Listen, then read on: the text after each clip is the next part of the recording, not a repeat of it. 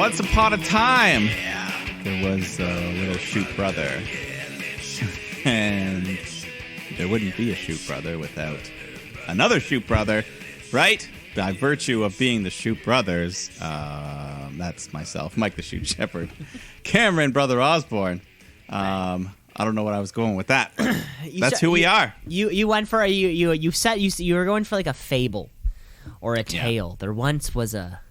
But then I realized I had my story was way too long. I had to cut it down real fast. So I just chopped it up. Yeah, I was gonna go places, but. You're going to go places. But I think you got all the details because, you mentioned our names and the Shoot Brothers Wrestling Podcast. Yeah, so that's what we're here to do. We're going to shoot about the wrestling world, all the stuff that's happened. Lots of big matches, some pay-per-view quality stuff, and all the weekly happenings. Yeah, like we just said before the show, packed week. Everything that could be happening is happening. We have our weekly stuff. We have Tweet of the Week champion. We have pay-per-view coming up, a pay-per-view that just happened. There is too much to even just diddle-daddle around. I think we just got to start right getting to the show because this past weekend, we had a pay-per-view. Of course, we're talking about NXT in your house. Review. In my house, in your house, in all of our houses. What's the pot? Is the Poppy song called "In Your House" or something? Because Poppy had the theme. Yeah, she had. No, it wasn't. It was just one of the 5 from the soundtrack. Right. It wasn't named after the NXT soundtrack. You think we're gonna see a wrestler come out with a Poppy theme sooner rather than later? Maybe. Maybe someone like Io Shirai. They were kind of showing to be buddies. Yeah. Remix. Yeah. That'd be cool. I don't know. Be fun. Yeah, because this last one was just an EP. There's still a full album coming. So. Full length is still coming, baby. But anyway, this isn't a Poppy podcast, Mike. As much as you want it to be, of course, we're talking about NXT in your house. And we know our card already. There's a pre-show match that I definitely didn't watch. It wasn't even a pre-show. It was like a dark match, and then they aired it later. I don't know. So it doesn't matter. Okay. Some women's tag match. There Didn't matter. Wasn't on that night, so it doesn't count. But yeah, once again, they brought it back in your house. We got all the throwback touches, the presentation, the graphics, the banners, everything. The big house, of course. Can't forget that. Of course. Can't forget the big house. And the Todd Pettingale, the old 90s host, they bring him back. And he's looking like he's aged well. He's still looking pretty good there, Todd. Looking like a young man. Strong voice. And then they didn't have Poppy. They had Naomi Fox here to perform this intro. And if you thought Poppy was lip-syncing the last time, this one was way off. I don't know. This is a whole nother level. That's the... Why are we lip-syncing here on WWE? I don't know. I mean, it's weird. I don't even know this girl. She's like, who's Naomi Fox? What is she doing? Very weird. It was, I don't know. I don't know. Doesn't matter because we've got an actual crowd here. The biggest crowd ever for the CWC. And oh my God. And Vic Joseph said that 42 times all night. It was the worst. Yeah. He kept saying there's it. like 100 people here, but it was fun. but that's oh my God. That's good. I don't know. It was funny. It was fun. But we start off with MSK and Bronson Reed taking on Legado del Fantasma. Winner take all, 6-man tag match, North American title, and the tag titles. Everything's on the line here. So you got Legado. They all come out with their masks, and Escobar, his was weird. It was like a 3/4 of a mask. I don't know. I didn't like it. Okay. I hated it. Oh, wow. No, it was good. Bronson Reed, he went, he was matching gear with MSK, put on some nice green stuff instead of his red. So good for him. Everyone was matching. Matchy. Yeah, lots of matching. Good action here. Good tag team. Just quick stuff. Little guys doing their thing. Except for Reed. But he can still move like a little guy. He's doing suicide dives. All this shit. Eventually the big spot. Escobar gets frustrated. He grabs the North American title on the outside, but then he turns around. Bronson just comes plowing through him, breaks down the barricade. And this looked better than the normal barricade spot because you had like the plexiglass and the chain link just falling all over the place. Looked better than those gray ones on Raw, just kind of fall over all the time. Yeah, it was both in the chain link fence and the hockey the hockey boards. Yeah, exactly. But so Escobar's dead. MSK hit the up and over on Mendoza, and then they tag in Bronson to hit the tsunami. Gets a 3 count, so everyone retains the titles. Everyone retains. Nice and simple. What was I going to say? They were adding in crowd noise throughout the show also. Yeah, that was Did you notice weird. that too? And I feel like they got better as the show went on. Like they figured out what worked and what didn't work. But I think during this match, there was a couple like "This is awesome" chants or like NXT chants or something that weren't there, and you could tell because you could tell the people weren't moving. Yeah. Okay, I'm glad you caught that too. Yeah, there was a couple. Yeah, so they seemed like they were a real crowd because they were hot for some stuff, and then other stuff they were quiet and they pumped in some. Yeah, some it was noise. weird. Yeah, I mean, because they weren't as hot for MSK as Trips wants them to be. No, that's what we've kind of been saying. So hey. That's what we've been saying. Hey, Escobar hit the only pop moment for me in this, when he had the Michinoku driver on Bronson Reed, I was like, oh, that was close. I love a good Michinoku driver. I know. It's just a good, and you just got him in there. I'm like, Jesus Christ, that's a big boy. That's a big move. But all in all, I guess more fans at the cruiserweight. No, God damn it, CW. God damn it. What's it called? Yeah, What's the fuck's it called? Capital Wrestling. Capital Wrestling Center. God damn it! I've definitely said cruiserweight center multiple times on the show. But fun opener match there. Yeah, very much so. And then kind of throughout the night, it happened multiple times. We'd cut to just what's been happening for the past few weeks, just chaos backstage. The 5 guys from the main event brawling in the parking lot, fighting backstage, having to get pulled apart. And we were saying at the end of the show last week, Regal, you got to get these guys under control. Yeah, he just comes in there just pissed off, yelling, but it's not helping. He's not doing anything, so I don't know. We'll see what happens with him. But we got some women's action now. Mercedes Martinez taking on Xia Li. I liked how they played the clip, the history going back from 2017 Mae Young Classic. Years of a rivalry. I love when they do that. They had one match 4 years ago, and they're like, "This is what we're building on." Yeah, they're coming back. Mm-hmm. So this was also, I guess, Tian Shaw's first appearance in front of a crowd as a group, and I was happy the crowd got behind Xia Li. Even though she's a heel, they were chanting for her. It was nice. Yeah. The crowd did a good job of pumping her up. Yeah, and she had some cool. Her hair was all like these funky colored braids. Yeah. And the crowd did a thing throughout this whole where like she was doing like these like a little sword, a little routine at the beginning there. Yeah. And the crowd was very silent, like waiting for it to play out. Like, yeah, they liked it. What's gonna happen? What's gonna happen? Akata. That's what it's called. I used to do karate. Yeah, me too. But yeah, this was a fun match. Just hard fought, wearing each other down. Mercedes hits a couple big moves, gets a couple near falls, but eventually Xia just hits that vicious butterfly kick of hers and gets the win. So nice performance on her first ever takeover match. First ever, wow. Yeah. But then afterwards, Boa hands her a steel chair, and she goes to attack, but then Mercedes counters, grabs a chair, starts beating the shit out of her with it. So then Mei Ying, who's been sitting there the whole time on the ramp, she stands up, walks down over towards Mercedes, and then she just grips her by the throat and then just tosses her off the ramp into the barricade. And then Tian Sha just all posed together, standing strong. Wow.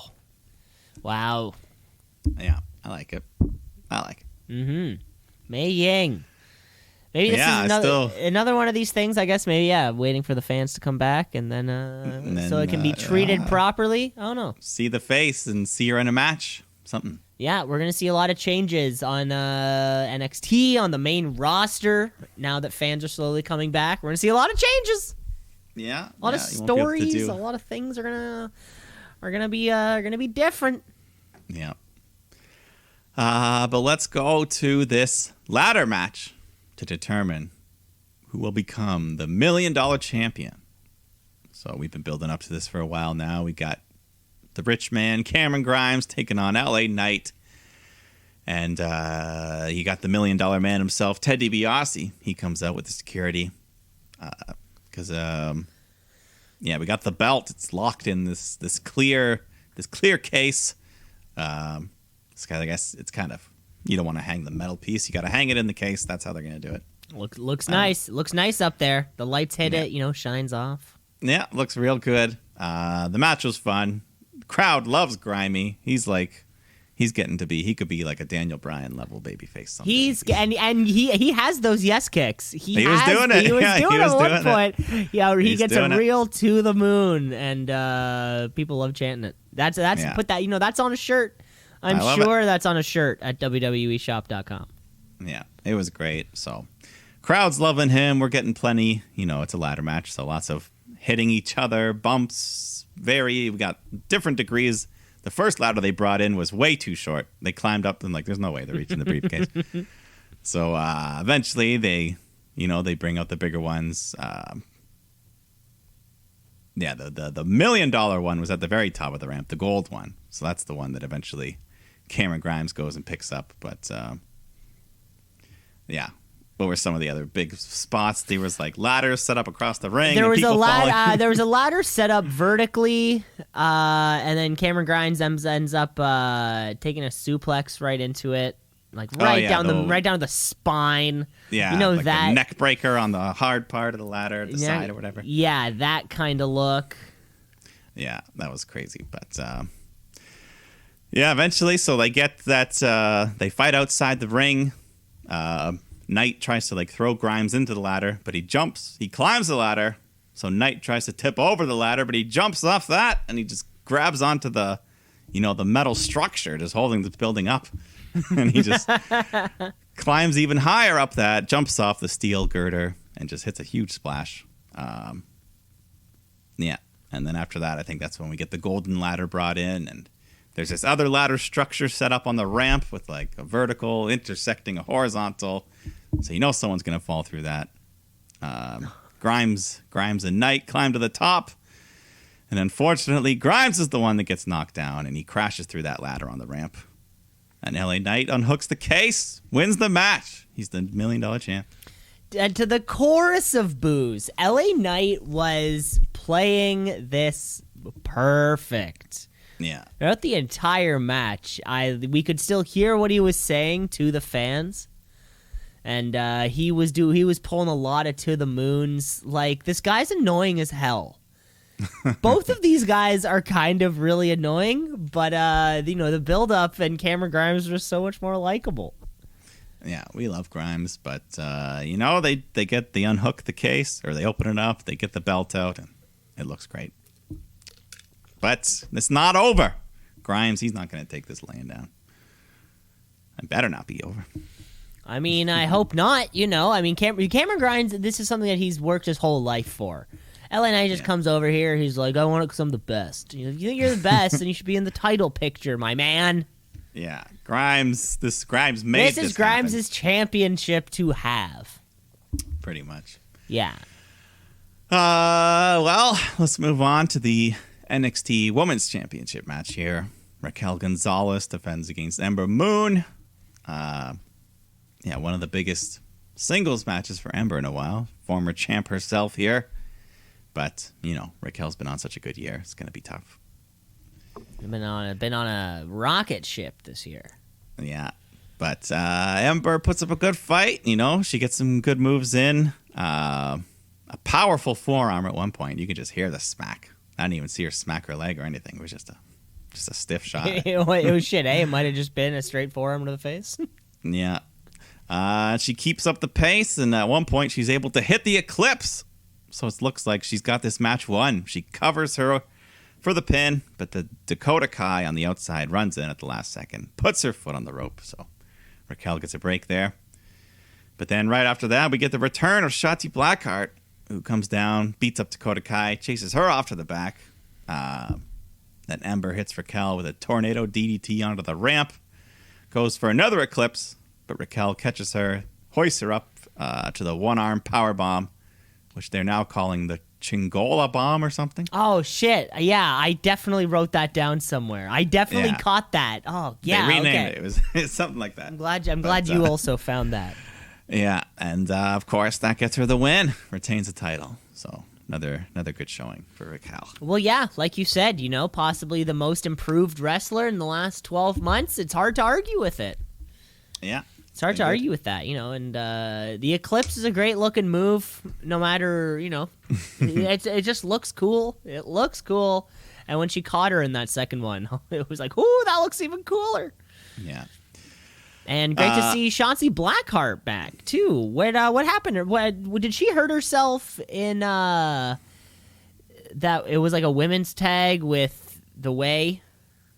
Yeah, seems like she's been gone a few weeks now. Is that where she hurt herself? Yeah. She's always doing crazy moves. Well, that's the problem, right? You need more... But that's why we love her. You need more, you need more muscle around that frame to protect it. Yeah.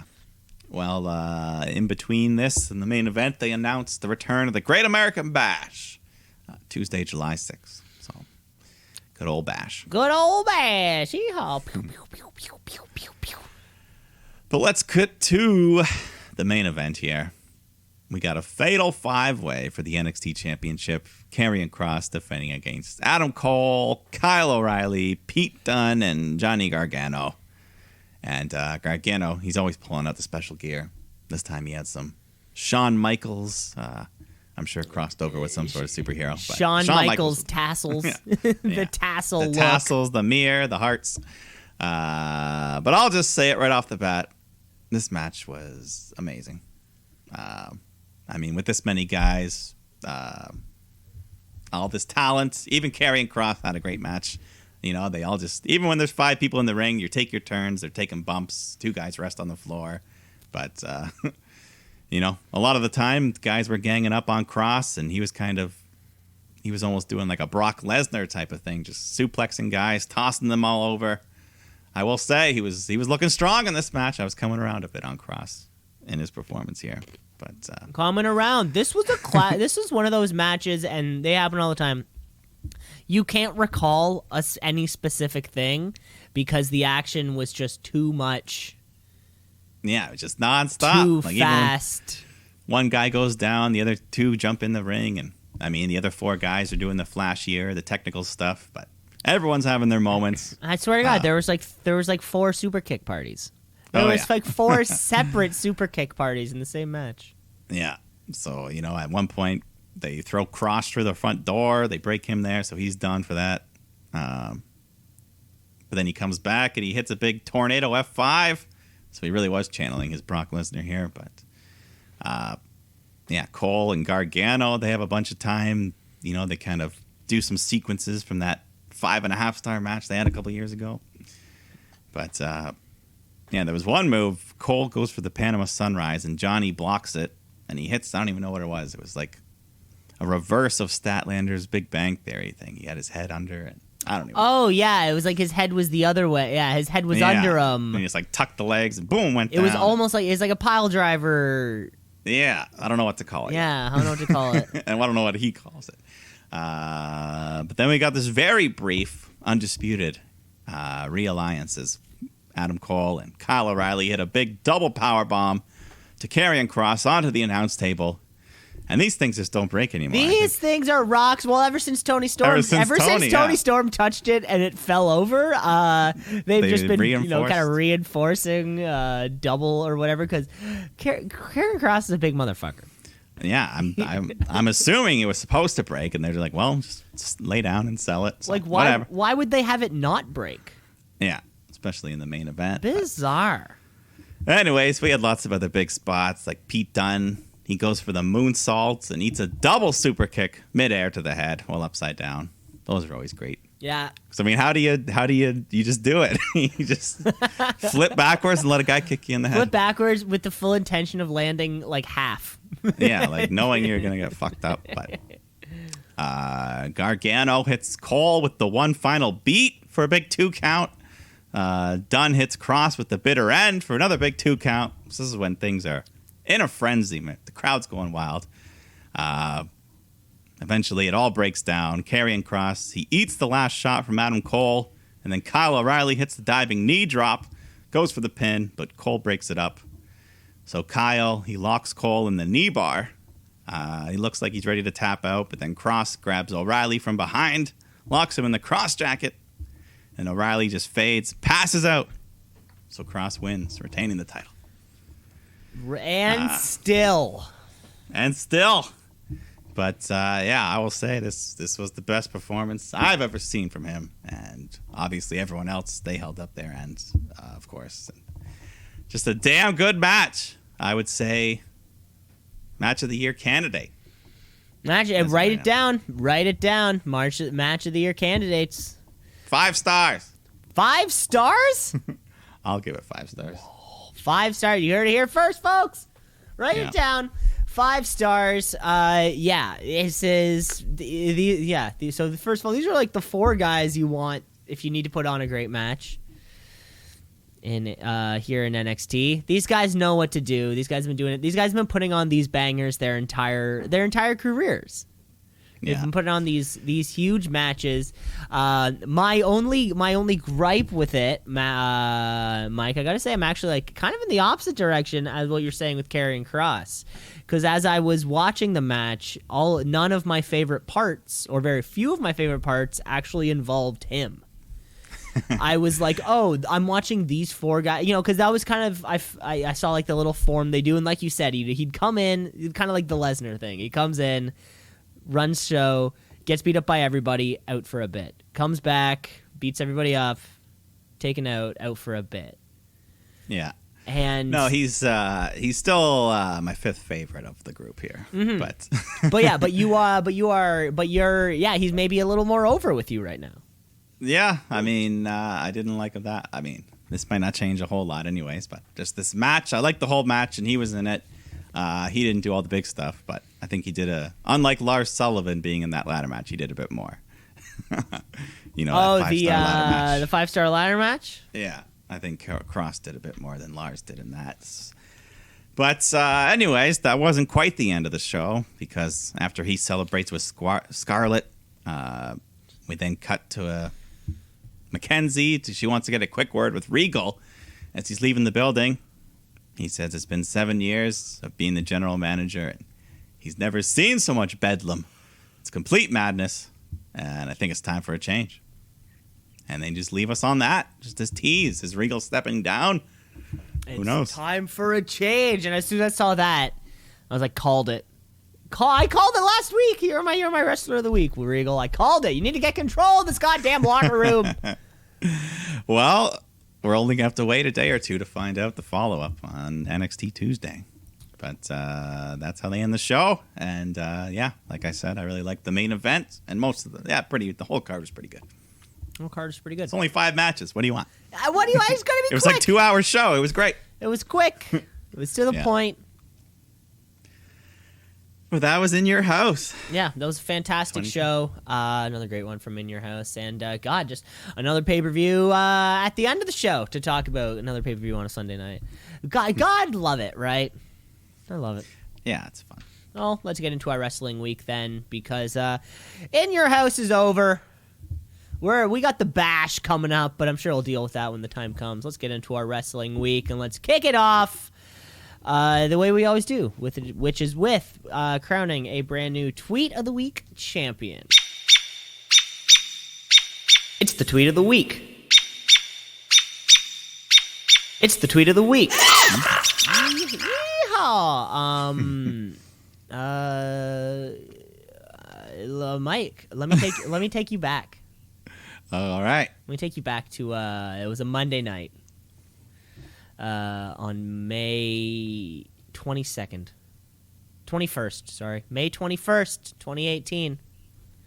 You're just coming off watching a hot episode of your favorite show, Monday Night Raw. Right? Where champion Brock Lesnar is nowhere to be seen. Seth Rollins is, I don't know, probably doing something. And Sami Zayn has a bone to pick with one Bobby Lashley. Who knows what it was about. But Sami Zayn thought it was a good idea to bring out Bobby Lashley's sisters. In a way of insulting him. I don't know if you recall this from happening. And I'm sure you're sitting there thinking, what the hell's going on right now? Bobby Lashley's sisters. What is this bit? Yeah. Well, our brand new Tweet of the Week champion goes to none other than AEW superstar Max Caster, who tweeted a photo of Sami Zayn and one of Bobby Lashley's sisters as a little throwback Thursday. Just last week, he was the middle sister, Jessica. Wow. Max Caster standing there with Sami Zayn getting interviewed on Monday Night Raw. Do we know if the other sisters were any famous wrestlers? The other two, they haven't popped up in any other searches or anything like that. Okay. We'll keep an eye out. Well, we will not. But Max Caster, congratulations! You're this week's Tweet of the Week champion. Congratulations on your very first championship. Hey, attaboy. Yeah, congrats. That was fantastic. Let's hope they never do that again. Although I would love to see a Miro Cuck angle, maybe with Lance Archer this time. Let's get into the show, shall we? Because, well, I guess it's not quite the go-home show for Hell in a Cell because we still have another show to come up, but we're building up the action to it, so let's get right into SmackDown Live. Okay, folks, it's Friday night. It's time for SmackDown Live. It used to be on Tuesday, but then I think it was on Friday before, though. No, wait, we used to film it on a Thursday and then release it. It's just SmackDown Live. SmackDown. Yeah. Wouldn't be a SmackDown without Roman Reigns doing his thing. So in his tracksuit. So is this the new thing. Tracksuit, shoes with no socks. So there's a little bit of skin separation there. I love the track pants. I have a similar kind, except they have a red stripe. But they taper towards the ankle. So it's a little tighter, but a little looser around the thigh, tighter around the ankle. It's a nice fit.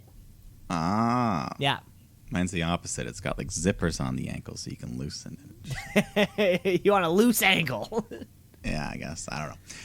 But tracksuit Roman, he's here. He's scolding his cousin Jay for not getting the job done last week. Tag titles. So, but meanwhile, Jimmy comes out to the ring to cut a promo. Anyways, he blames it on Roman for not winning the titles last week. But I don't know. Same. Yeah, it's kind of what the other twin was doing. Yeah. But now this version of it. Yeah. So I mean, I don't know. We're kind of treading water here, but yeah, Jimmy and Jay are just, hey, brother, come on, man. Hey, do it for the family, yeah. But whatever. Let's just get to some wrestling. Kevin Owens and Big E, who is back after a couple weeks. After a couple weeks of non-explained absence. Yeah, taking on the aforementioned Sami Zayn and Apollo Crews. So, anyways, nice to have Big E back. These four, they know each other well. So, anyways, eventually Owens hits Zayn with the stunner. He gets the win. Then after Crews is pissed off, yells at them and challenges them next week to face him with Commander Aziz. So I guess we'll see him fight. In another tag match, maybe a fatal four-way on the weekend, maybe? Maybe. Well, I don't know. Or do you just kind of leave the IC title off the show? Maybe. No, there's room. There's room for it. Yeah. At least one or two more matches. But, yeah, we just continue the back and forth. Roman wants to talk to Jimmy. Jay says, hey, man, you want to see him in our locker room. Yeah, this seemed to take up a big portion of the show, right? Yeah, it was a little too much. That's why. I'm just making sure that I also it felt like most of the show was Roman Reigns, like the Roman Reigns saga. It was like they're passing notes in class. I felt like there was very little wrestling on this whole show. Yeah. Well, let's go back to the ring then, because we got Liv Morgan taking on Carmella, the new self-proclaimed most beautiful woman in WWE. So rematch from last week, but this time, luckily, Liv fights back. She hits the Oblivion to get the big win. So, hey, that's a good sign. Big pinfall victory. Yeah, hopefully it means something. Didn't Carmella beat her last week? The week before, yeah. Nice. So they'll fight again probably this Friday.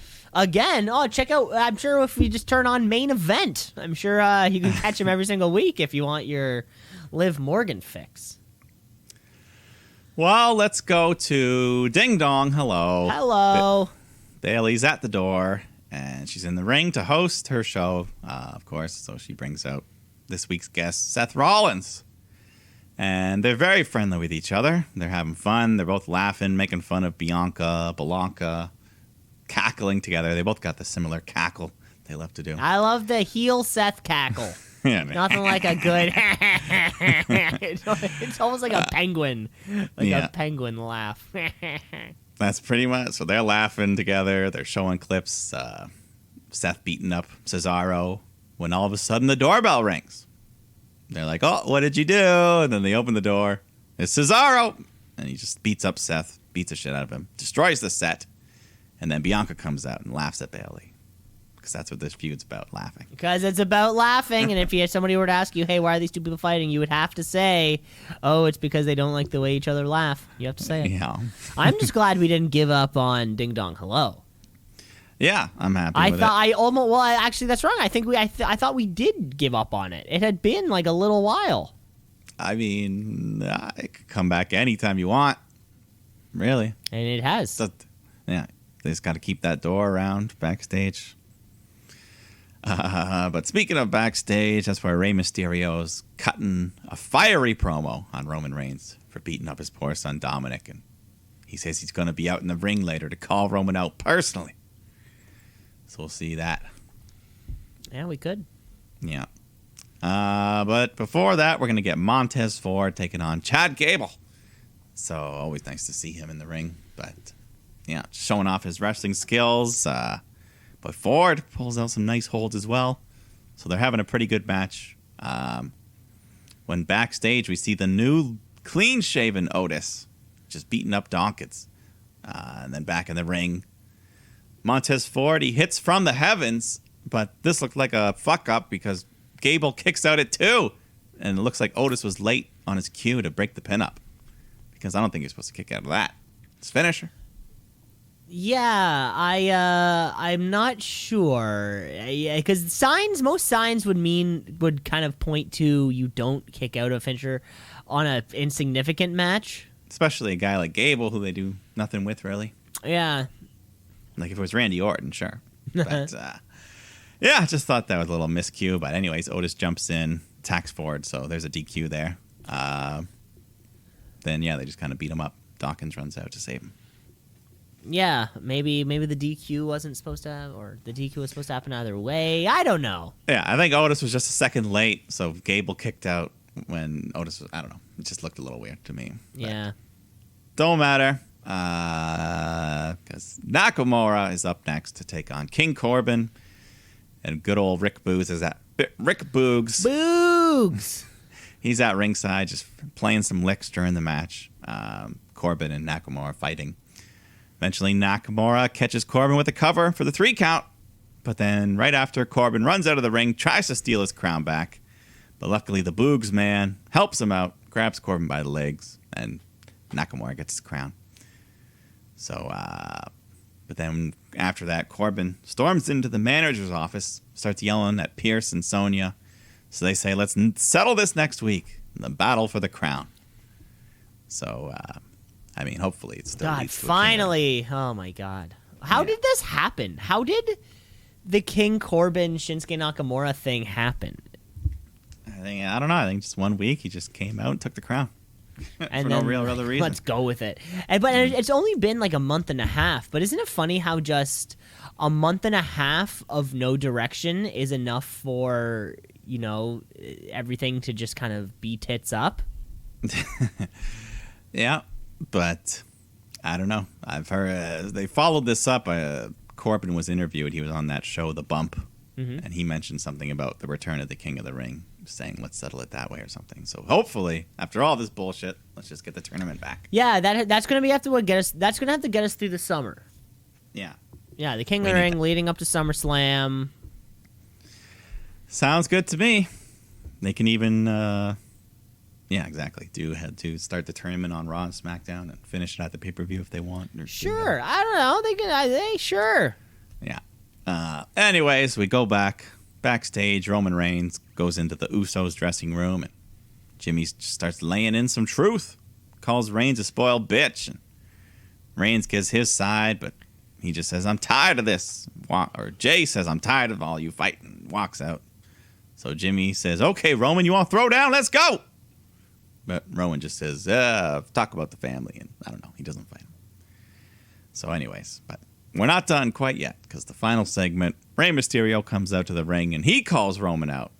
So yeah, it really did feel like three-quarters of the show I swear to God, was Roman. three-quarters of the show was just Roman. We love Roman, but there's a little bit too much. It was a Roman thing. Maybe they had to sell the match for the weekend. I really don't know. Yeah, I don't know. So Rey Mysterio calls out Roman. He comes out. Rey says, "I acknowledge you for the rat bastard that you are." Don't say that. You don't say God. that. Don't say that. Yeah. So he says, "I'm willing to fight you even if I lose, and I want you inside Hell in a Cell. So now that I've laid out my challenge, it's your turn to acknowledge." And Reigns says, "Okay, I acknowledge you as a father." And then all of a sudden, Rey just picks up a kendo stick and just starts whacking the shit out of Reigns. Roman tries to fight back. Rey breaks the stick over him, but Reigns eventually hits a Superman punch, lines up for the spear, but then Dominic shows up. He's got a kendo stick, so he starts nailing Reigns. But Roman fights back, picks up Dom, power bombs him over the top rope to the floor. Assuming, of course, camera angle magic here, but he's dead to end the show. Mysterios are in some hurt. World of hurt. A world of hurt. Not quite the business of hurt. No. Just a world of hurt. Yeah, well, I guess so. I guess the show, the eventual showdown between Roman Reigns and Rey Mysterio is a lot more interesting than it was when the show started. Yeah. Right? So I guess if we need 35 minutes to do it, then okay. Yeah, but then all the stuff with the Usos, they could have just done one or the other. Well, I think the real money is the eventual showdown between Roman and the Usos. Yeah.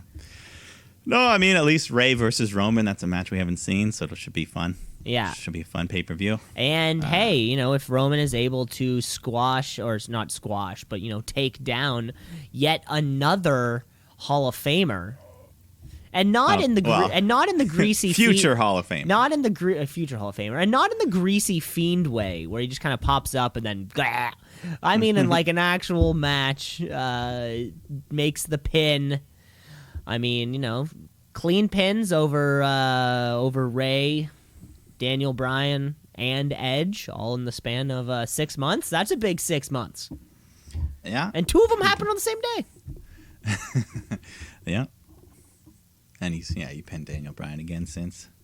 Yeah, he pinned him over top of him. Yeah. But that was it.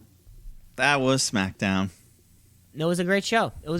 Not quite our go home. I guess we still have one more before the Hell in a Cell match. But yeah, nothing to do with those. Did the tag team champion show up at all? No. No, it's kind of been. And then we have I guess. And then we have Bayley and Bianca. Oh, that's great. Yeah. Oh well, let's just jump right over to Raw, I guess. No, we have to jump on over to. Oh yeah, because it was. Well, I guess it really doesn't. I guess it really doesn't matter. Doesn't really matter, yeah. Well, you already said it. You already said it. So Monday Night Raw, baby. Let's get right.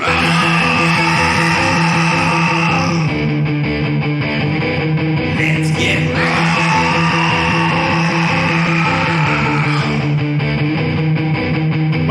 Why not? We start with Alexa in her playground and just kind of recapping Lily chasing Shayna Baszler last week. And she says she decided to put Lily in timeout, but then Nia Jax walks in and says, "Cut the crap. Shayna will see you this Sunday at Hell in a Cell." And what happened to you? We used to be friends. I don't remember that. But, I thought Alexa Bliss used to make negative comments about Nia Jax's weight. That's how I thought I remembered their relationship going down. So this really, to me. Well, Alexa says we were never friends, so. Oh, okay, yeah. I guess you're right. No, I was gonna say just the stuff with Lily and Mike. I know you've been excited to watch this Lily thing evolve and become, but to me, this was them saying. I don't know if excited. This was them kind of giving up. They're like, we're going back to we're going back to live crowds in a month. We can't keep doing this playground, this the way that the film is, the way it's all kind of edited together. Like, so we just got to stop now, save face, and we'll be fine. Yeah, hey, that's fine. I mean, as if we're going back to live, we're going back to normal wrestling. So let's do some normal wrestling here. Nikki Cross taking on Charlotte. And then right when the match starts, Rhea Ripley comes out, so causing some distractions here, but they get to go more than 2 minutes this week, at least. They fight their way to the floor, and Charlotte slams Nikki down and then goes to talk some trash to Ripley, but she's so consumed by this that she doesn't even notice the ref counting, and he reaches 10 just as Nikki slides back in the ring. So Cross wins by count out, and her streak continues. She's on a roll here. She's on what's known as the greasy streak. You keep getting wins through things like beat the clock challenges and that kind of stuff. She's doing a hell of a job though. Hey, she's doing what's asked of her. Exactly, doing the job. Well, Charlotte's a jerk afterwards, and she beats her up, so Ripley has to step in and hit her with the riptide. Then we get Jeff Hardy taking on John Morrison. And during Hardy's entrance, Morrison sprays him in the face with a drip stick. So all that nice face paint for nothing. And he also gets the advantage, too, because I guess water in the eyes, Yeah, makes sense. But then Cedric Alexander comes out for some reason. But he doesn't do much. He just kind of watches. And Morrison hits Hardy with the Starship Pain, gets the win. And then afterwards, Cedric jumps in and cuts a promo on Hardy, says he should have sent him to the retirement home. So Jeff says, okay, how about if you can beat me right now, I'll retire. So that was kind of out of nowhere. So just like that, Hardy versus Cedric, retirement match happening right now. In a retirement match, the scariest stip of all. Yeah, this is Ric Flair, Shawn Michaels, WrestleMania 24 here. But not really. Cedric, I don't know. He works over Hardy's leg, but Jeff overcomes, hits a twist of fate, swanton bomb, gets the win, saves his career, because that would have been a very bad, underwhelming way to retire. I gotta say, though, that's one of the dumbest character decisions ever. You lose a match and then put your career on the line immediately after. Like, are you a valiant fighter? Or are you, the soiled fool? I don't understand how to interpret that thought process. No, it definitely doesn't really make, he had no reason to. So why did he lose to Jomo? Yeah. If he wins the next one, why did we break up the Hurt business? Well, yeah, I just don't get where Cedric, he's just coming out there for no, I don't know. The whole thing was weird. Reason. Oh, my Lord. They're not even trying anymore, Mike. They're not even trying. Not with these guys, but Naomi, survivor of the releasing, she's still around. No more Lana, though, unfortunately, but she's here. She's taken on, after weeks of hype, she's here. Eva Marie. The Evalution has arrived, and early contender for me for best hair shooty. Liking that pink. That's good. So what? Pretty much all you need to do to win the best hair shoot is to have like a solid color. Oh, it's up to you chose Cameron Grimes last year. Because there's so much hair. There's so much of it. There's no criteria. There's no criteria. I went for surface area.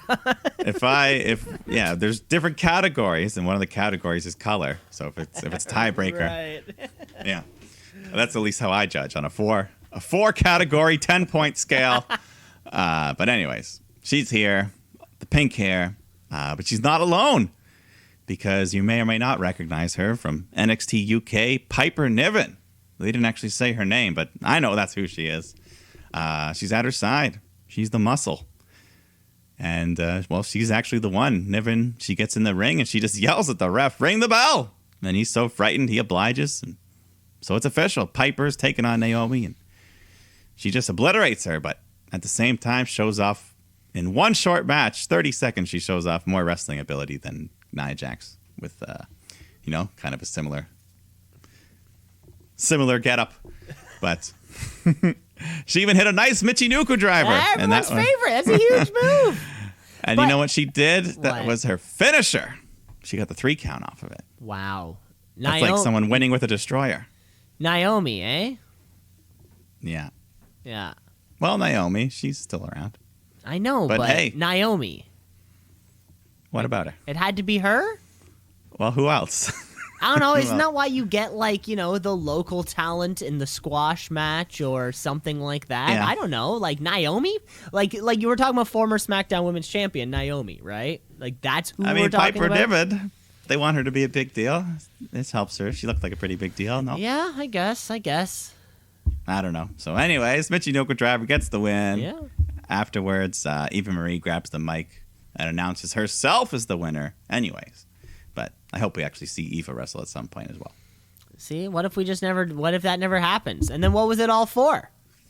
It'll happen. This is just okay. The tease. And I like Piper, so it's cool to have her as well. Yeah. But anyways, we don't even. I just keep calling her that. They might call her something stupid, like, I don't know, Reckoning. And then they'll call them somebody else's finisher, and then they'll get their finisher changed.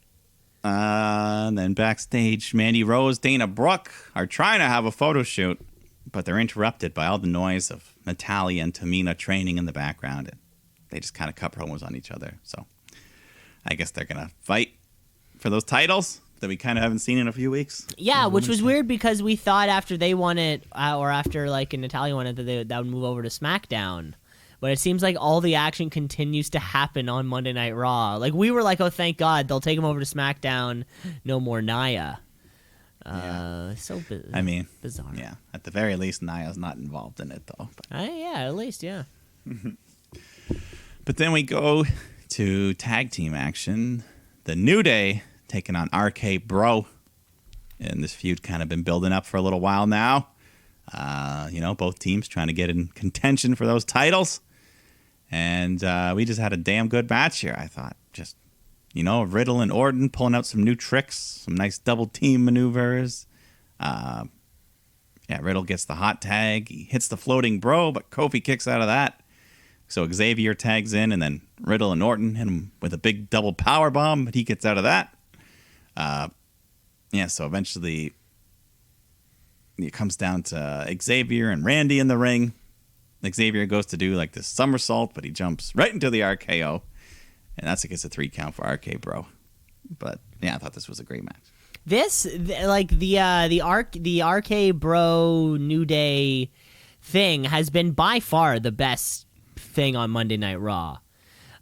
With great matches and decent segments. And I feel like these guys got a whole 2 commercial breaks to do it. It was just a long time. We're not doing, and it's not doing cheap finishes, roll-ups, distraction bullshit. It's normal finishes, the way they should be. Yeah, no, it's been going well. RK Bro, they got the merch. They're here for the long term. Yeah, those LED screens in attendance would have, they put on a great show for all of those screens. Yeah. I feel like once the crowd comes back, I feel like Riddle's going to be a big hit with the kids. Even though they don't know he's a stoner. They're just even though they don't get the gimmick. They're he's goofy, he rides a scooter, he's funny. I also ride a scooter. Yeah. Then we get some women's action. Asuka taking on Rhea Ripley. They worked hard, but we've been seeing them a lot lately. But Asuka goes for a spinning back fist. Rhea ducks it, catches her with the riptide, gets the win. And then right after, Charlotte jumps her, and they have a big brawl, and Charlotte gets a bloody nose. They have to be separated. Wow. That bloody nose, though. Wow. Never want it. Yeah, it stinks that Asuka went from Raw Women's Champion to warm-up match for Rhea Ripley. But hey, this is where we are. We don't have a locker room full of Naomis for everyone to take on. No, but I think, I don't know when it's going to happen. I'm sure the WWE draft has got to be coming around the corner. I think Asuka could use with a new landscape over on SmackDown. Wasn't Asuka the woman who was touted as like breaking Goldberg's undefeated streak? Like, remember that? Remember that whole thing in 2017 or something? Yeah, and then Charlotte beat her. Wow, Charlotte, you're the best. Just put the belt on Charlotte. Jesus Christ. What's the difference? What's the fucking difference? Just give her that 14 time or 16 time, whenever she's working her way up. She'll get it. But let's go more women's action, because we got Alexa Bliss taking on Nia Jax. And this is the new Bliss. We're seeing some different mannerisms from her. She was like moving like a spider at times, just real low on the ground. And she kept going for this sleeper hole on the back, just like a spider on the web. Okay. That's what I got from this. That's She's Spider Girl. But Nia doesn't like it, so she just starts tossing Alexa all around. Goes for the leg drop, but Bliss sits up, avoids it, then unleashes some stiff kicks. Climbs to the top rope, but then that damn Reginald appears. So that only pisses Alexa off, though, and she hits Nia with her big spike DDT. Goes back to the top rope, hits the Twisted Bliss, but when she goes for the pin, Reggie pulls her off, causing the DQ. But then there's this little moment where Bliss stares into Reggie's eyes and appears to hypnotize him for a moment, because he was like mimicking her little move. Her hand movements. I don't know what the deal is. Yeah, you know what? I can't make heads or tails of this whole story. Sometimes it feels like there's no game plan, and they're just trying. Like, let's see if this works. Because like when or is it just because the Fiend just did it all? He did it already. Is that what's happening? Like the Alexa Bliss character wasn't as different enough from the Fiend, so when the Fiend is gone, it's like there's not enough for them to very much carry them on themselves. Like the Fiend and Randy was one of the best things that we've seen on the past year, the 2020 year, right? I don't know what isn't working, Mike. What's not working? I mean, I liked half of this match. The first half until Reggie came in. Shouldn't you like the whole thing, though? I liked Alexa. I liked the way she was moving and stuff. And, the Twisted Bliss still looks good. But all the other stuff after, I don't need why that. Nia? Why Shayna? I don't need that. Like, after months of what the hell is Alexa Bliss going to do? She just goes after the people who just lost the title, so now they're kind of free? Like, there's no way Shayna Baszler was the intended target when they started this Alexa Bliss's playground thing. There's no way. No, like you said, I think a lot of it is just week to week, just on the fly out there. On the fly! I'm just like, I'll just go. Yeah. Just get Stephen King to write an episode or something. You want to be creepy? I don't know. I don't have the answers. Yeah. Well, backstage, I think this has been happening a couple times lately. We got MVP just kind of pitching himself and the Hurt Business to Kofi Kingston, saying, hey, man, your boy Xavier here holding you back. You haven't been back in the WWE title picture since you lost it. But Kofi's having none of it. Just tells him off. MVP says, okay, good luck with your match Sunday. Oh, wait, you don't have one. Ho-ho. Got him good there. I'm good. Got him good. Kofi Kingston, forever babyface. Yeah. Well, don't say forever. I'll say forever. Okay. Elias taking on Jackson Riker. Hopefully this isn't forever. But because this is pretty much the exact same thing as last week. Elias, even the finish, Elias just walks out, takes the count out. So, hey, thanks for nothing. No, I think so. Here's what I think was there was supposed to be another match, but it was a classic, a classic script mix-up, classic computer error. They accidentally printed too many of last week's, and they kind of it was still on page 9, and then it got kind of tossed in there. That has to be the only reason why you would book paste. the same finish twice, right? Yeah. That has to be the only reason. Yeah, I don't know. Let's move on. Let's just move on because, this is a good matchup here on paper. Drew McIntyre, AJ Styles. What could go wrong? And, it starts off pretty good. Drew hits AJ, who takes the best back body drop in the business. The height he got on this. He just flips him in the air. He jumps into it. Everything AJ does, he does it with the utmost of professionalism.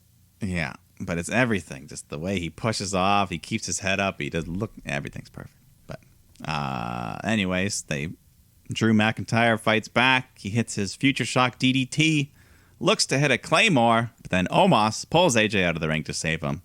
And then Bobby Lashley comes down to the ring. Then the Viking Raiders come out, so chaos everywhere. The ref just throws this match out. Big brawl. So we can't have that, though. There's still 15 minutes left on the show. So, hey, you're all out here. Let's have a 6-man tag. Let's do it. I think this was another case. They accidentally printed off the wrong script. Like, shit, we actually have 15 more minutes.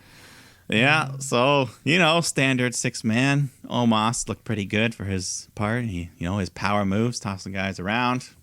But then the finish, AJ's getting beat up. He goes to the corner. Looks like he tries to tag Omos, but he misses, or he tags Lashley instead. Everyone gets caught off guard. Lashley turns around right into the Claymore. And Drew gets a 3 count, pinning the champion 6 days before the pay-per-view. 6 days? Yeah. He's been almost pinned. Guaranteeing Lashley's victory. Pretty much. And the Viking Raiders. Because Viking Raiders, don't they still have a title shot that they earned? They had a title shot in the first place. That battle royal. Yeah. Either way, this was 35 minutes. This was a good almost the last hour of Raw. Yeah, it feels like if not every week, every 2 out of 3 Raws has this match where it breaks down and then you redo it with other people. Yeah, you have the breakdown. That old it's almost like the 2 out of 3 falls, because there's there's an initial fall, which can then lead to a commercial, and then we come back for another fall. Yeah, pretty much. Yeah, real weird, eh? Oh, well, that's Monday. Hey, I'm not writing it. That's just Monday Night Raw. I'm not writing it.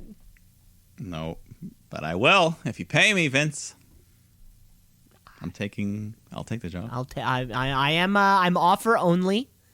I'm not going to audition or send you a spec or No. I'm offer only. Exactly. That was the first half of the week, Mike. Should we take a break? Let's take a break and come back with the parties formerly involved in the Wednesday Night War, and of course we have a Hell in a Cell pay-per-view to talk about. So stick around. Let's shoot, yeah, let's shoot, yeah, let's shoot, brother, yeah, let's shoot, yeah, let's shoot, yeah, let's shoot, brother, yeah. Back here with part 2 of the podcast, folks. Thanks for sticking it out through that big old break. We needed a break just because there's too much wrestling action that's going on this week. I'm having flashbacks to the fall of 2017 when we went to, or 2018 when we went to Saudi and there was Survivor Series and a takeover. It was one of those weeks, truly a week from professional wrestling hell. It was crazy, but we made it.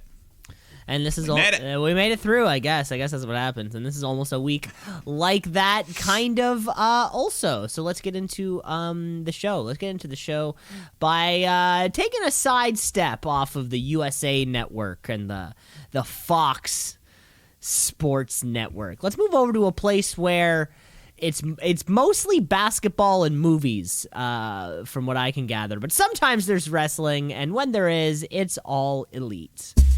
AEW, all elite. They coming for you, Vince. Better watch out. It's too sweet. All elite. Friday night once again for the second. And you were getting near the end. Once we hit July, it's gonna be back to normal. It sounds like. Okay, that's good. But anyways, we know where we are. It's Dynamite. We see the Pinnacle arrive in the limo.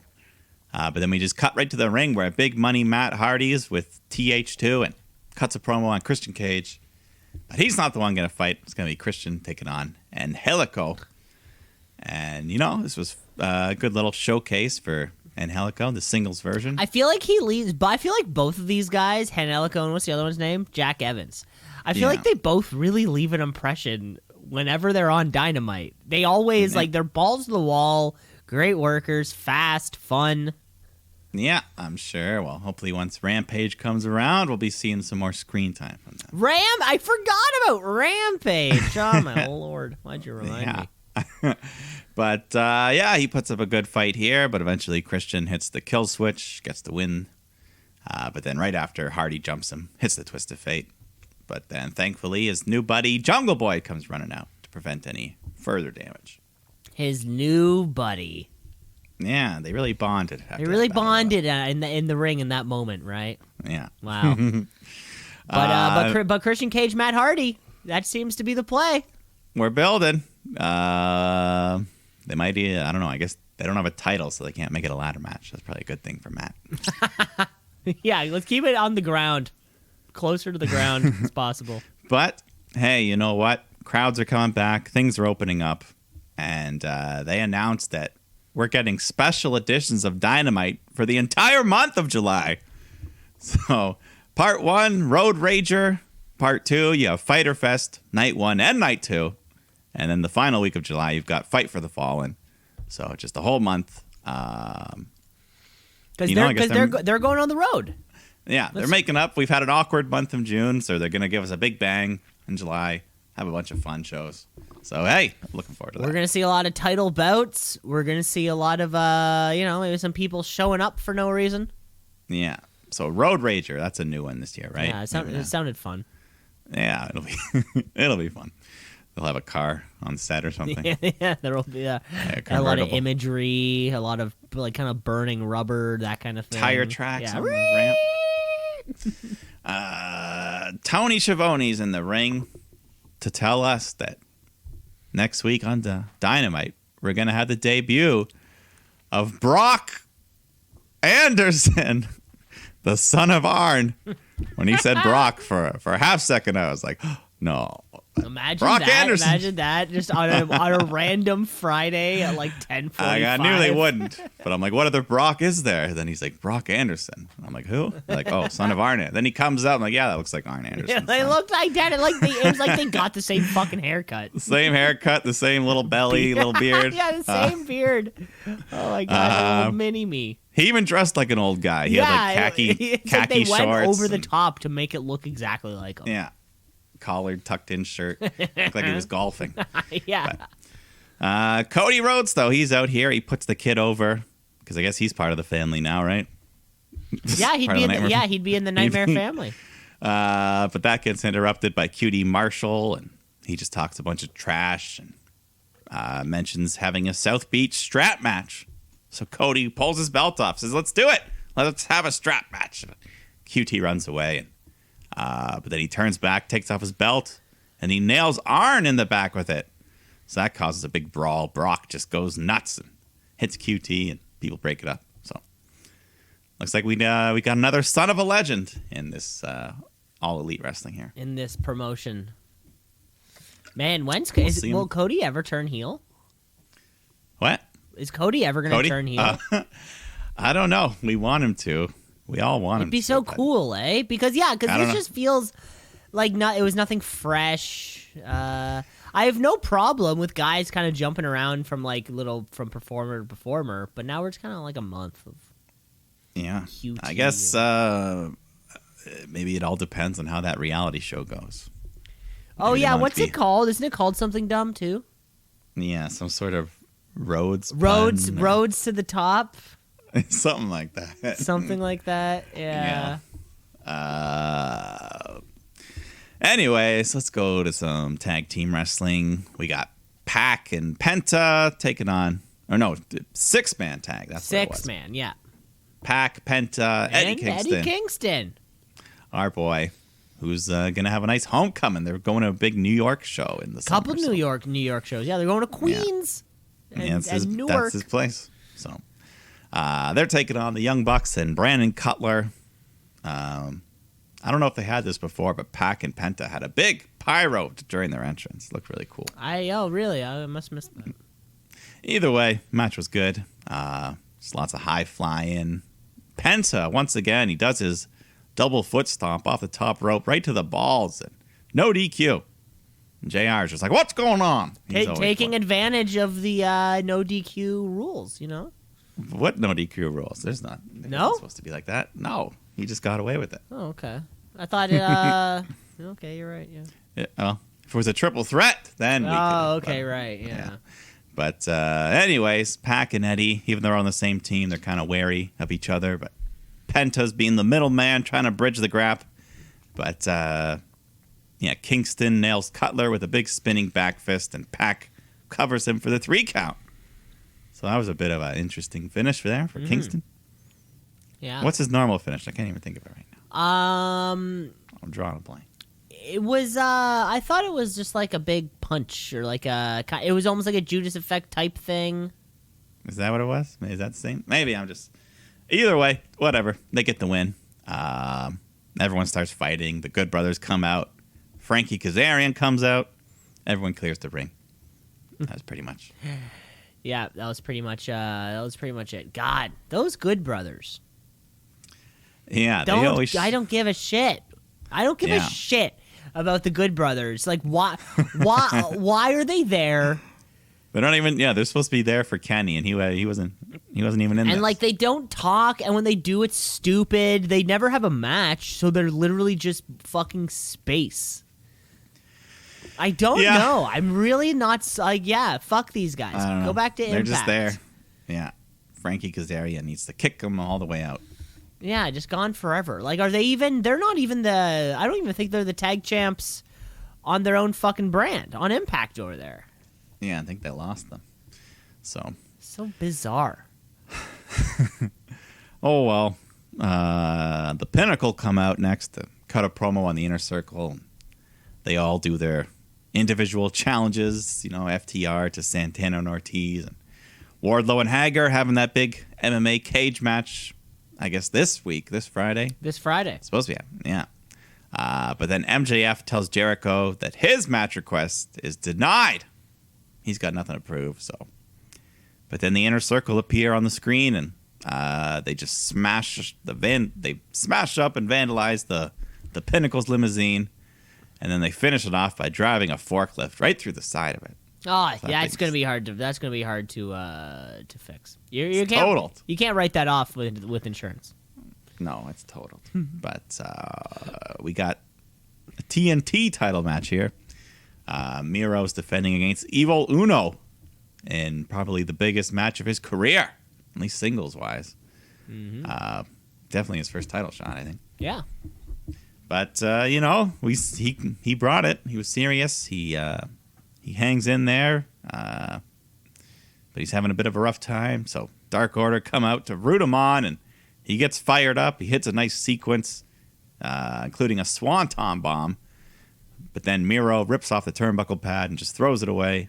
But then Miro's the one that gets launched headfirst into the steel. So Uno gets a big 2 count off that. Real close. He tries to follow up, or he does follow up with the discus lariat. But Miro just no-sells it, stands there, and locks him in the game over to get the submission win. Retain the belt. To retain. Yeah, definitely. A perpetual baby face. Anything Dark Order related. Be the biggest baby face in the company. Yeah, it was a good match. Yeah, the It crowd was fun. behind it. It's nice to see. I just love seeing Canadian content. I love seeing a guy like Evil Uno out there in matches. Yeah. No, we love the Dark Order. And Canadians. Both of them? Both of those things we like. Well, yeah. No, I thought like both are Stu and Uno are both Canadian. Yeah, they're both. Okay. Yeah. Then we get a vignette for Andrade El Idolo. Just kind of getting all dressed up. But that was about it. Been fancy. Yeah, no sign of when he's gonna his first opponent. First opponent. Maybe at one of these July shows. If all these weekly July shows are gonna be big. Yeah, why not? Yeah. Tony's back in the ring to interview. Busiest man in professional wrestling. I've said it before. Oh, yeah. Hardest working. Hardest and working. he does it. Man. Does a good job. Does a good job at it.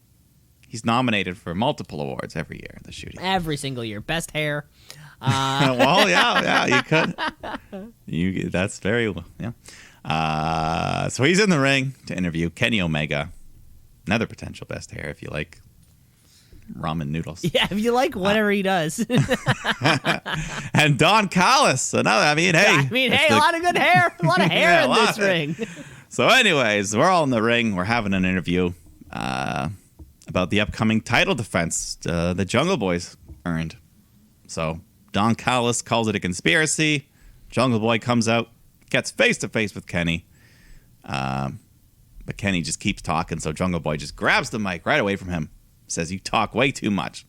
So Kenny takes a swing, but Jungle Boy ducks, just pounds him. But Kenny rakes the eyes.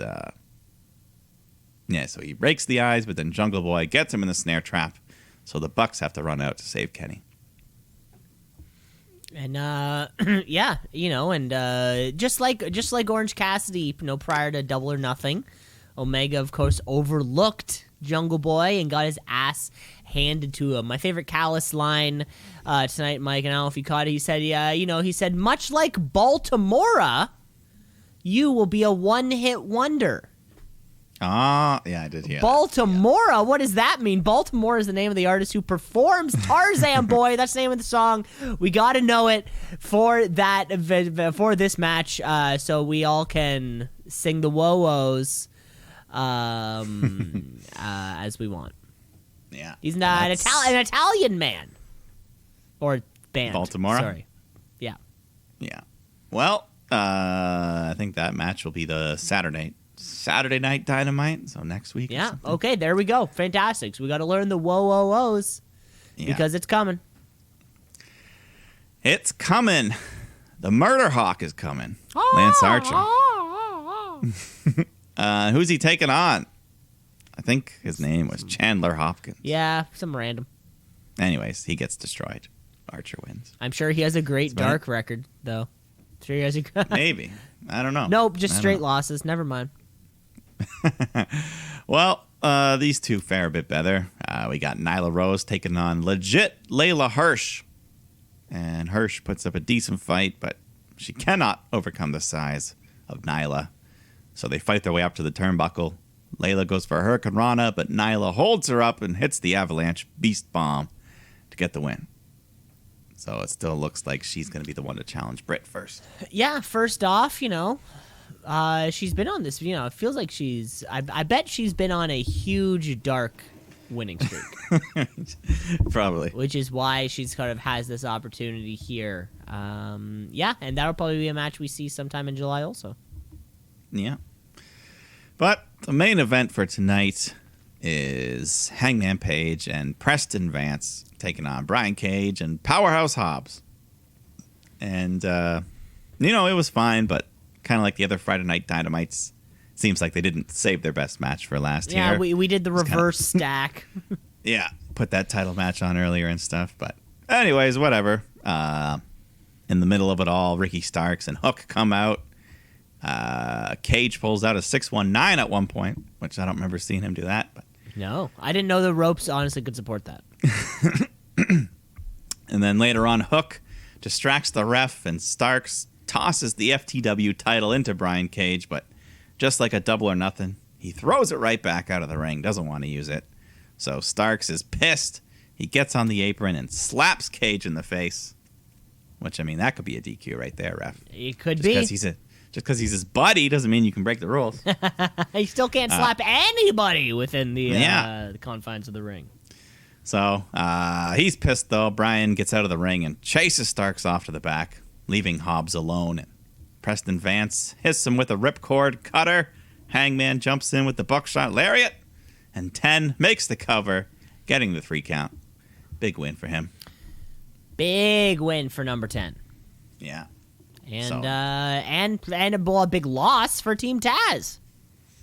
Yeah, I mean, it seems inevitable that Cage is going to split from the group, and whether that FTW title comes with him or not, who knows? He doesn't even want to touch it anymore. He probably doesn't even want to touch it. He doesn't want to be a part of it. Yeah. But man, Preston Vance, I think I've definitely said it before. He's going to be someone someday. Yeah, he's part of that young crop of AEW talent. Because now what AEW will have eventually, just like WWE has these people who have just come in from the Performance Center, who have worked hard for years through the PC, made it onto an NXT, and then you kind of make your way up that way, like a Baron Corbin type, who started wrestling in the Performance Center and has not stopped being on television every single week. And not to say Preston Vance, I don't want him to maybe take the same route as Baron Corbin, but yeah, there's going to be a lot of these guys that just, maybe a few things on the indies before, but then come to AEW and then you shine. And Preston Vance is that guy. Yes, we will see the growth of him from a 10 to a 100. From a 10 to a 10-fold. There you go. Yeah. But yes, nice victory at the end. All the Dark Order come out with a cooler. They all celebrate together. Everyone goes home happy. Everyone goes home happy, right? Classic number 10. Classic. Well, that was it. Yeah. That was AEW. That was our Friday Night Dynamite. Man, we're just bouncing around in the timeline. I know, it's crazy. On this one. Good thing the TVA isn't listening to this podcast, or we'd be donezo. What's the TVA? Yeah, Loki. Loki's 2 episodes out there. Watch them. They're a lot of fun. Disney Plus, if you got it. Oh. We're moving on. Let's move on to just jumping across the timeline, because we don't care about time travel. Where we're going, there are no roads. Cody, that is. We're talking about NXT. NXT, what does it mean? I don't know, but it's some good wrestling. So NXT, watch and see. Is that a tap out, a count out, a 1, 2, 3? So That's right. And we just start right off with General Manager William Regal coming out to address the audience. And right off the bat, he's getting real emotional. He's got tears running down his cheeks. Just kind of going over everything. He's been here a long time, and he's fighting through the emotions, but he's still speaking like a perfect gentleman that he is. And he's decided, with all the chaos that's going on here, he's given us all that he can give. But he thanks everyone in the crowd watching around the world. And just as he's about to wrap up, Karrion Kross rudely interrupts. So he mocks Regal for crying and calls him pathetic. But thankfully, he is then interrupted by the big return of Samoa Joe, the man who was released 3 weeks ago? Yeah, probably about, yeah. Something like that, but he's back. He's back at NXT, where he was former champion. He gets right in the ring there to back up Regal. And Regal nominates Mr. Joe to be the new general manager of NXT. And Joe says, absolutely not. You bring the best talent in the world to this brand, including myself. But I'll make you this offer. I'd be happy to ensure that you receive the respect you deserve around here from everybody. So Regal tells Joe, if you're going to work by my side, you're not allowed to be a competitor. You can't lay hands on anyone. But then he looks right across and says, unless you're provoked. So Samoa Joe accepts this offer, and then he gets right in Kross's face, asks him what he's still doing in this ring. Tick-tock, young champion. And then Kross and Scarlett, they leave as the crowd chants, nah, nah, nah, nah. Hey, hey, goodbye. Hey, hey, goodbye. So Samoa Joe, the enforcer. The Enforcer. We already know he's a great talker. We'll see. We'll see if they split the role for forever, or if they're just going to transition Joe into being the full-time GM. If Joe is still injured, if that case. But whatever. Well, Joe, I feel like Joe is fucking perfect. Samoa Joe is perfect for this Enforcer role where he can use his 10 out of 10 promo skills to, beat you down mentally, but then he can use his imposing stature to beat you down physically. It's perfect, I think. I think having him not able to wrestle on commentary was the best possible thing. And then when it was removed from both, that's when it sucked. He'll be a huge part. He's going to be a major part of NXT, especially this main title scene. Yeah, this was great. Great debut. Well, you can't even really call it a debut. But Nice return. Return. It's a return. Yeah, return of Joe. I mean, we all knew he wouldn't be a free agent for very long, and his 90 days didn't even run out before they brought him back. So. Wow. But then we start the wrestling here. Imperium, what's left of them, taking on Breezango. Just kind of a nothing match here. Breeze catches an inside cradle, gets the win, and they get beat up after. That's about it. Yeah, that's about it. Yeah, not much behind it. Not much sustenance. In what used to be, I hate saying it, but yeah, what used to be, this NXT tag division used to be fucking just fire, yeah, right? It's kind of taken a step back lately. Yeah, it has. I don't know. Ever since MSK won, it's taken a step back. Unfortunately, yeah. Before that, the Dusty Cup, things were rolling pretty well, but I don't know. We then cut backstage where already there's just chaos once again. They can't stop this. There's a fight between Kyle O'Reilly and Cole. William Regal comes in, tries to break it up, just starts yelling at everyone, tells them they can each pick an opponent for next week. But they're still jawing at each other, so Joe comes in. He separates it, but then Cole shoves him. So he just grabs him, locks him in a sleeper hold. Oh, he's done. He was done. Yeah, he's out. So Joe showing right off the bat, you don't fuck around here. And, he's allowed. He's allowed. Regal said if provoked, and he pushed him. That's provoked. I think that counts. Yeah, I've seen bouncers kill a man for less. Really? You've seen bouncers kill a man? Well. Oh, in the ring. Oh. No, never mind. Jesus. Not in person. Wow. Kushida is holding an open challenge for his cruiserweight title. And it gets answered by this Performance Center trainee, Mr. Trey Baxter. So, hey, good for him. He actually looked pretty good. He was a little cruiserweight guy, moving quick around the ring, but still a rookie. He's not ready for Kushida.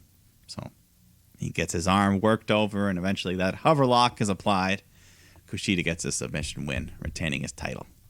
But, hey, not a bad debut for Trey Baxter. Not a bad debut from this little guy. Did a little look into him. He's a former New Japan competitor. As recently as, 2020. He's Ricochet-like. Okay. Well, I'm sure he's got a bunch more cool moves that we'll see sometime. Yeah. But in the middle of all this, Kyle O'Reilly came out, and he uses, I don't know, I guess that Regal stip to challenge Kushida for next week. So he accepts. Oh, okay. He was out there scouting, Yeah, just scouting. And I don't think it'll be for the title. I don't know if Kyle probably would qualify for the weight, but I don't know. Yeah, they still need to officially adhere to the weight rules. Yeah. Then we go backstage. Frankie Monet and Presley are there to make an announcement that we're going to get an encore performance of her world premiere next week. So then she goes to talk to Aaliyah and Jessica Maya. Says Robert Stonebrand blew their last match. So I guess she'll probably fight one of them next week. It's a good place to start. If you want to start working your way up the NXT Women's Division, start at the very bottom. Go to Robert close. Stone.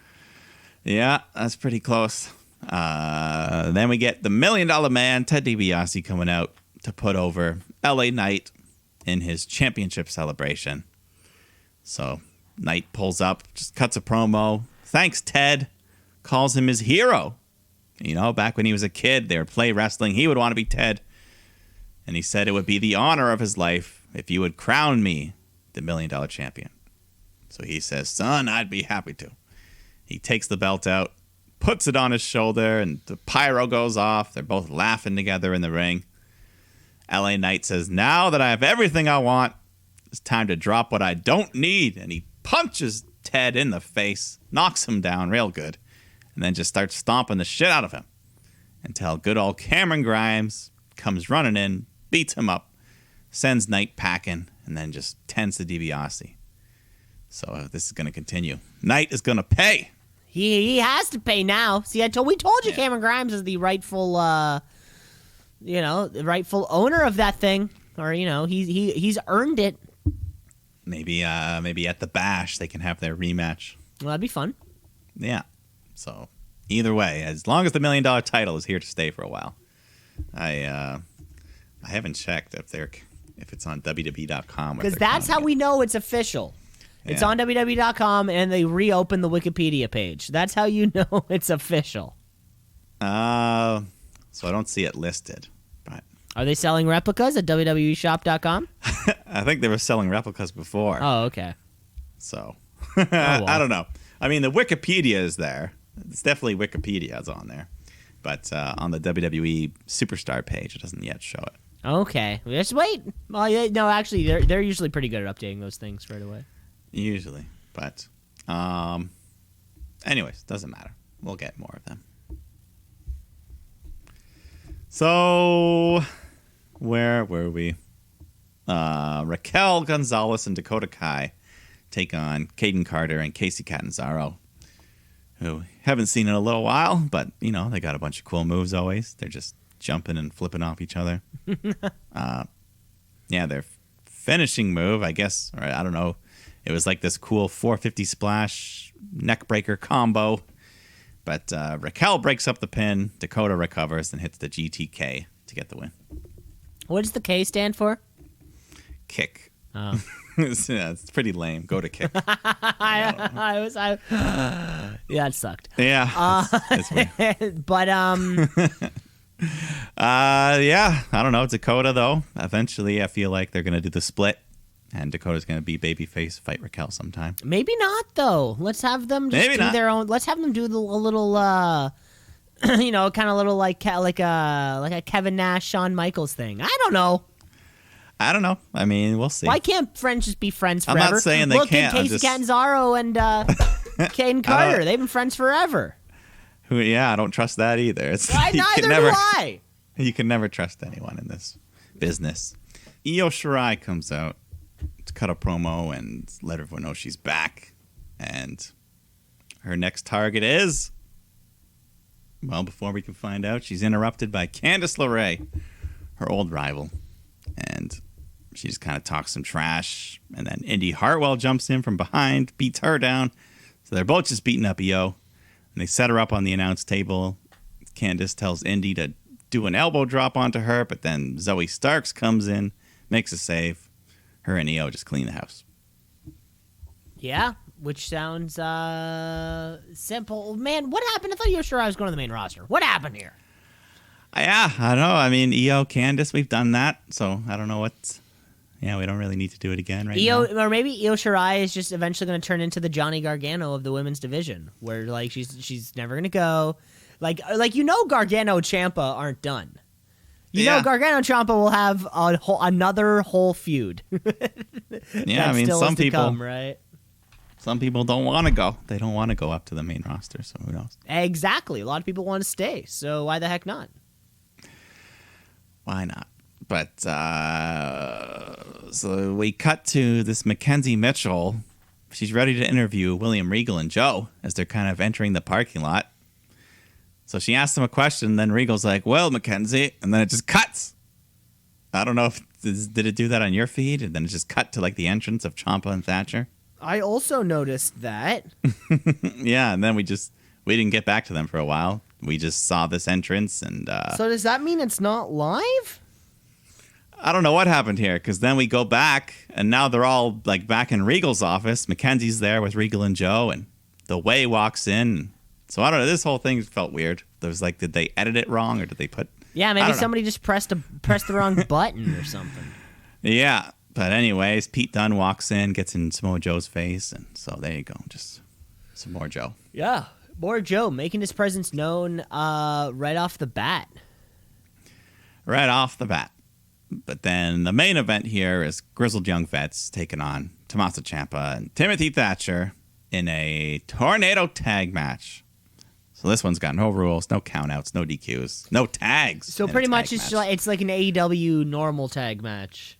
Yeah. It's Okay. like when everyone was playing the wrestling video games as a kid, you'd set these Immediately go straight to tornado tag because that's way more fun. Yeah, because then everyone plays. Everyone's having fun. That's the whole point. Everyone wants to play. And everyone's playing in this match here. They got almost 20 minutes of playtime.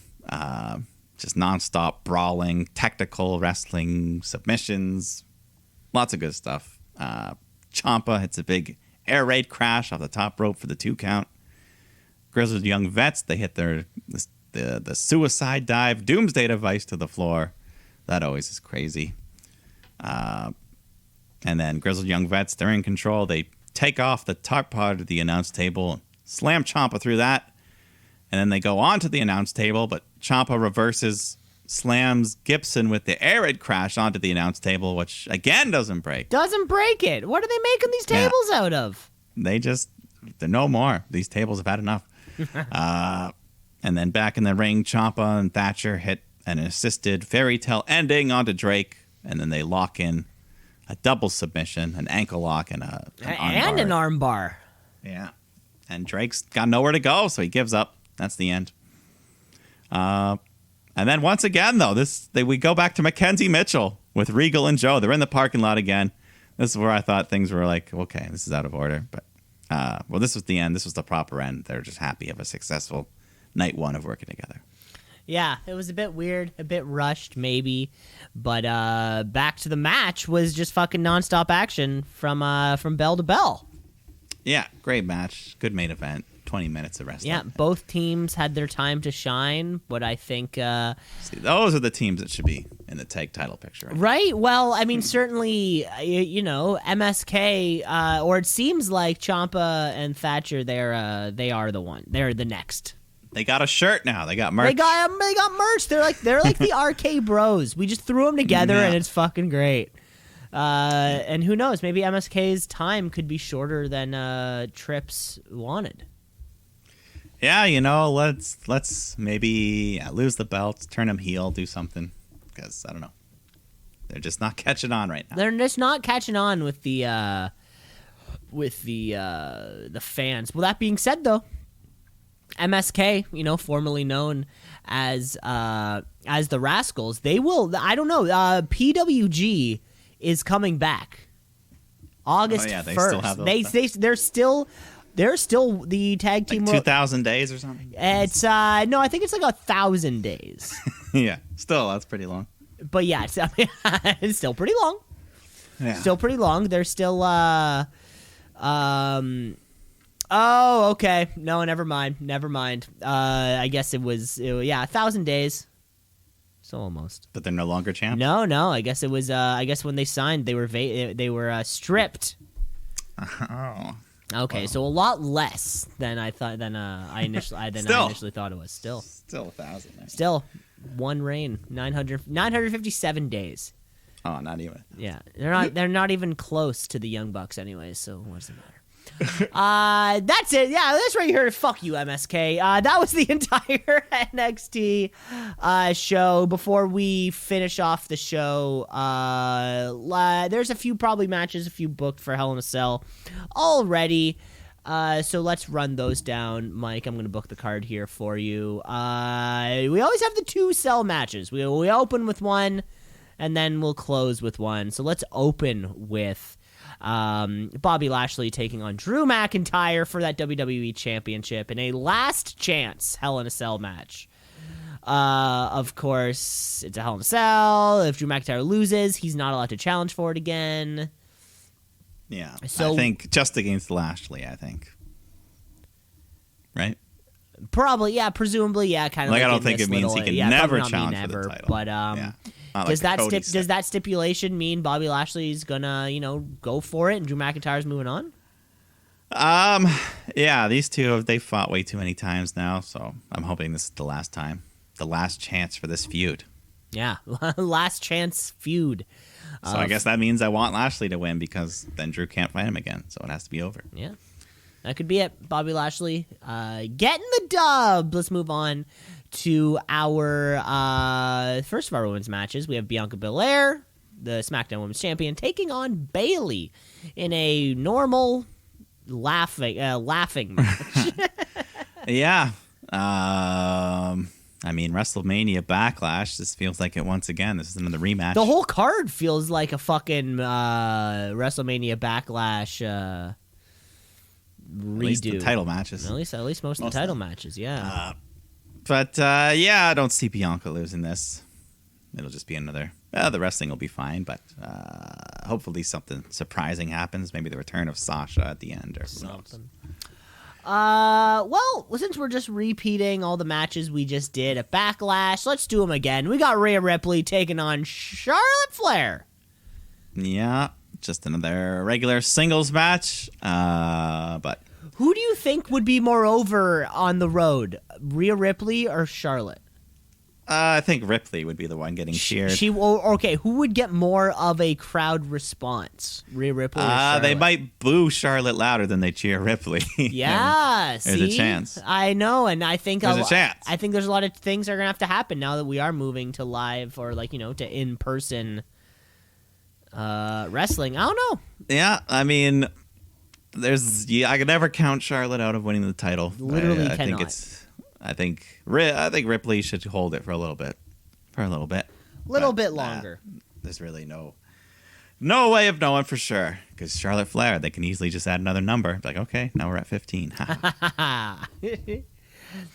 Speaking of things we can't do live for much longer, Alexa Bliss, Lily is in a timeout. That's right, adults.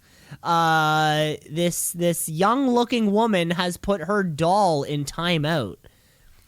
At least Eric Rowan never treated the spider in the cage like it was like a real kind of thing. What? Not like a real pet? Yeah. Alexa Bliss taking on Shayna Baszler. Nothing going on. Is this their last attempt? Is this WWE's last kind of chance to make this Bliss, the creepy Bliss character, something? I don't know. I mean, in that match on Monday, we didn't see any pyro. We just saw the hypnotizing thing. So because if we're going back live, we're not getting pyro back.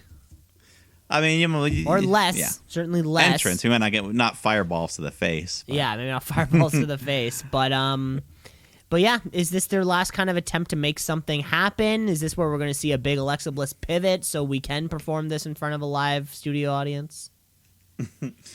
I don't know. I noticed that this week she wasn't wearing the white contact lenses. Okay. Not that. Well, but little changes, right? So it's more so the audience doesn't get freaked out is when the big change happens. Yeah. So I don't know. Either way, Bliss will probably win. Probably. And that means our final match, our main event in what should be the main event. It's Roman Reigns. He's our Universal Champion. He's the head of the table, and he's taking on Little Ray Mysterio. Little Ray. Little Ray. In what has turned into a bit of a blood feud and what will probably be a good match. Yeah, I think they'll have a lot of fun. We'll get some weapons. The cage. Are the Usos or Dominic going to try to make their way into the cage in any way? Yeah, I think we're going to see both, if not all of them. And wouldn't it be crazy if Rey Mysterio brought back his long-lost cousin, Cain Velasquez? Remember when we had him once or twice? Bring back Cain Velasquez. Have Aaliyah do a splash off the top. But I think we all assume Roman's just going to beat the little guy down and pin him and retain the title. But yeah, Roman Reigns has been on this string of really good matches and this strong title. So strong title holding. So I'm looking forward to it. Yeah, it'll be good. Looking forward to it. That was the card. There'll probably be a couple more things booked on there. There's currently no mid-card titles or SmackDown, or sorry, the women's tag. Yeah, the Viking Raiders, they're supposed to get that title shot, I think, right? Maybe they'll add that. Who knows? This whole AJ Omos thing has been odd, too, and I don't even know who the SmackDown tag champions are. Oh, yeah, it's the Mysterios. It's Ray and Dom. Yeah, so that's why that one's not. But that one makes sense that it's not happening. Yeah. But there's definitely room for another title match on this card. Yeah, who knows what the heck's happening, but something's happening with it. But it'll be a great pay-per-view. I cannot wait. And God, I gotta say, that was probably the entire show. Probably. There's only time for one more thing, and that is, of course, the Wrestler of the Week. It's the Wrestler of the Week. The Wrestler of the Week. Of the Week. Of the Week. The Wrestler of the Week. Of the Week. Of the Week. The Wrestler of the Week. Of the Week. Of the Week. The Wrestler of the Week. Mike, I'm flipping it to you. Well, it's going to have to go to that main event of NXT. All 5 men put on a good show. But you know what? Just because he surprised me, I'll give it to him this week. Karrion Kross. Wow. I still don't really care that much for him overall. But hey, I liked the match, and he was part of it. Karrion Kross, who is now a multiple-time Wrestler of the Week winner, kind of, between the two of us, right? For someone who's not over, he's sure is getting over. Mike, I'm going to that exact same match. However, while you chose the victor, I'm going to choose the spoil, and none was more spoiled than Kyle O'Reilly, who had not only was he drooling from the mouth when he went unconscious, he does this cool thing. He does the Dean Ambrose thing. During the Dean Ambrose thing when he gets hit up against the ropes and he falls between them and then comes back. And when he comes back, it's always with a mega strike. Kyle O'Reilly off the bottom rope. He did it off the bottom rope. Kyle O'Reilly, too, also must have particularly active saliva glands, or he's just really good at saving it up. Because anytime he gets a smack, little teeth are flying out. That's gotta be good for the athletics. You don't dry out as fast. He's not. That's why he's able to perform at such a high level for so long. Yeah. Well, there we have it. Kyle O'Reilly, Karrion Kross, congratulations. You are the Wrestler of the Week. And, folks, thanks for listening to the entire Shoot Brothers. We'll be back next week. With our Hell in a Cell review, and then maybe a moment to capture our breath before AEW just brings us the bang hits all July. Yeah, get back to those Wednesdays. Back on track, formulated. Yeah. Brief repose. And we'll be back to all the action. Folks, thanks for listening. And Mike, you take care of yourself. All right. Have a good week. Shoot.